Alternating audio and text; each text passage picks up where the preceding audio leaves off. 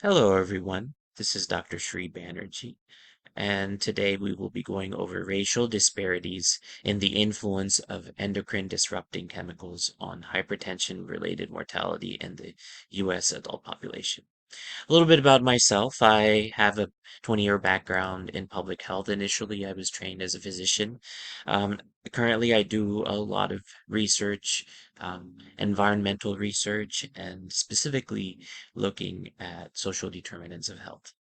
So, in that context, this research was exploring one aspect of social determinants of health, which is racial disparities. More specifically, we were looking at an environmental hazard, BPA, which is available in plastics and epoxies. So, more or less within the US population, most of the population has BPA within their body. So, what we were trying to understand and determine is that does BPA affect each segment of the population equally?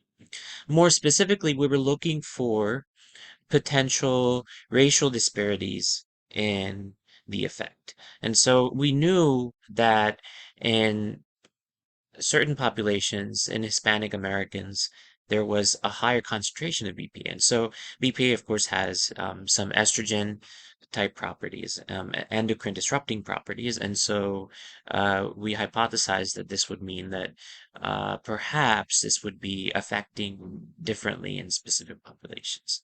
And um, so we looked at um, the population between 2003 and 2010. And we actually had urinary BPA samples, which then we followed these individuals to December 31, 2015, for and linked the mortality data here.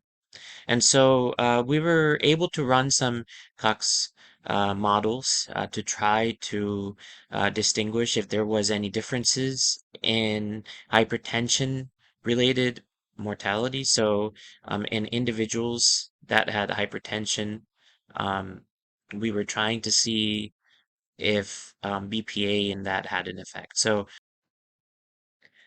if you look at figure 5, you will quickly see what is going on and what we're trying to present.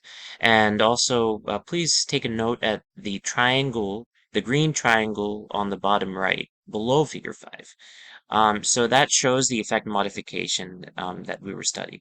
Now, one thing that I would like to emphasize here is that this was only within the African American population that these patterns existed that we are presenting here. So within African Americans, we saw that had the hazard ratio for hypertension was 3.22. Now, when we looked at BPA positive, BPA elevated hypertensive individuals, the hazard ratio was still at around 3. However, in individuals that didn't not have elevated BPA, but had positive hypertension, the hazard ratio was not statistically significant. So what does this mean? Overall, this means that BPA has different effects on individuals, and this may vary by race. So these distinctions should be explored in the context of social determinants of health, access questions, and also epigenetic traits that may have an effect. Thank you for listening.